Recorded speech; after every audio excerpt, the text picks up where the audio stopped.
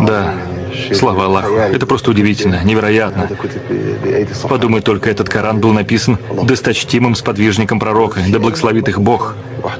А что вы еще можете нам рассказать об этом Коране? Эта книга весит 80 килограммов. 80 килограммов? Она такая тяжелая? Да-да, очень тяжелая. А сколько в ней страниц? 1087 листов. Сколько? 1087.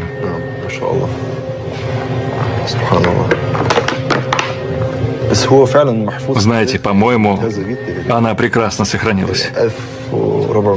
Ей более 1400 лет. Настоящая реликвия древности. Такая старая. А выглядит, слава Аллаху, как будто написано всего 100 лет назад. Аллах велик. Это чудесно.